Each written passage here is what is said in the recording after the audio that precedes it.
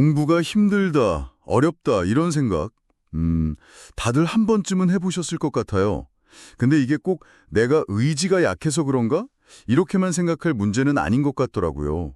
오늘 저희가 살펴볼 이야기들은 이 배움의 어려움 뒤에 어쩌면 다른 이유들이 숨어 있을 수 있다는 점을 보여주는 것 같아요. 네, 맞아요. 그게 아주 중요한 포인트인데요. 그냥 하기 싫어 이게 아니라 정보를 받아들이고 또 그걸 머릿속에서 정리하고 기억하고 이런 과정 자체에 좀 어려움이 있을 수 있다는 거죠. 그러니까 하고는 싶은데 잘 안 되는 그런 상황일 수도 있는 거예요. 그렇군요. 구체적으로 어떤 어려움 같은 거 생각해 볼 수 있을까요? 예를 들어서 외부 자극을 딱 받아들이고 거기에 반응하기까지 그 과정 자체에서 뭔가 좀 매끄럽지 않은 부분이 있을 수 있다는 거죠. 네, 바로 그거예요. 우리가 뭔가 보고 듣고 느끼잖아요. 그걸 가지고 이게 뭐지? 어떻게 해야지? 이렇게 생각하고 그다음에 행동으로 옮기는데 이 중간 단계, 특히 생각하는 단계에서 정보 처리가 좀 느리거나 아니면 여러 정보 중에 뭐가 중요한지 딱 골라내기 어려우면 반응이 좀 느리거나 아니면 약간 엉뚱하게 나올 수도 있는 거죠. 이게 주의력 문제랑도 관련이 깊고요. 그 받아들이는 감각 자체에서도 차이가 있을 수 있겠네요.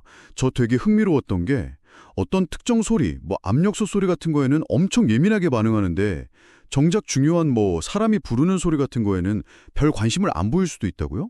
이게 왜 이렇게 좀 다르게 나타날까요? 그게 사람마다 감각감고를 처리하는 방식이 다 달라서 그래요.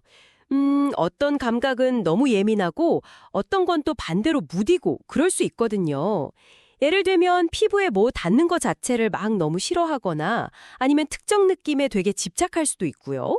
심지어는 막 넘어져도 아픈 줄 잘 모르는 경우도 있어요. 통증에 둔감한 거죠.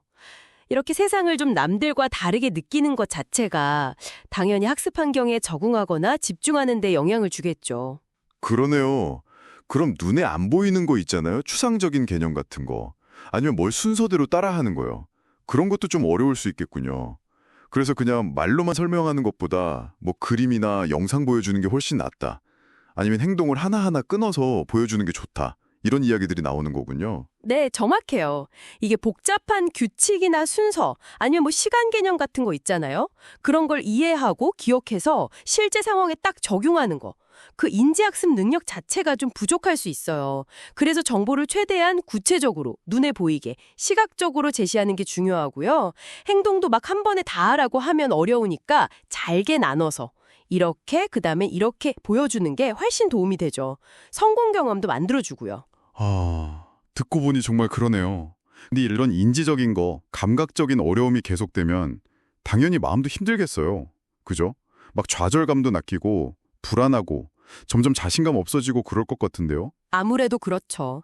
정서적인 어려움으로 이어지기 쉬워요. 예를 들면 처음 보는 사람이나 낯선 장소에 가면 유독 불안해한다거나 아니면 자꾸 뭔가 잘 안 되니까 난 역시 안 돼 이러면서 되게 소극적으로 변하기도 하고요.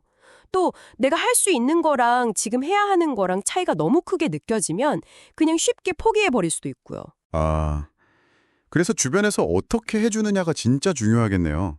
특히 가르치는 사람이 일관성 있게 긍정적으로 대하는 거예요. 아주 작은 거라도 잘했다고 칭찬해주고 또 격려해주면서 신뢰를 쌓는 거. 이게 핵심이군요. 안 돼. 이렇게 막기보다 이렇게 해볼까? 하고 다른 방법을 알려주는 것도 좋고요. 근데 왜 그 일관성이 그렇게 중요할까요? 그게 핵심인데요. 이런 어려움들이 제가 뭘 잘못해서나 부족해서가 아니라 그냥 세상을 경험하고 정보를 처리하는 방식이 다른 것뿐이라는 이해가 먼저 필요해요. 일관성 있는 긍정적인 반응은 아이들한테 예측 가능한 환경을 만들어줘요. 여기서는 내가 실수해도 괜찮구나, 나를 도와주는구나 하는 믿음이 생기는 거죠. 그래야 불안감이 줄고 그 믿음을 바탕으로 뭐든 새롭게 시도해볼 용기가 생기는 거거든요. 안전기지가 되는 거예요. 네. 오늘 이야기를 나눠보니까 공부가 어렵다는 말 뒤에 정말 다양한 이유들이 숨어 있다는 걸 알게 됐네요. 이게 단순히 노력이나 의지의 문제가 아니라 세상을 인식하고 반응하는 그 방식 자체가 다를 수 있다는 거. 이 관점의 전환이 참 중요한 것 같습니다. 네, 그렇습니다.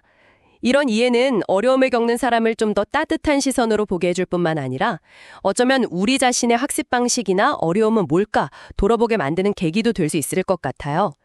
여러분은 오늘 이야기 들으시면서 어떤 점이 좀 새롭게 다가오셨나요? 어쩌면 당연하게 여겼던 배움의 과정들을 조금 다른 눈으로 보게 되는 시작이 될 수도 있겠습니다.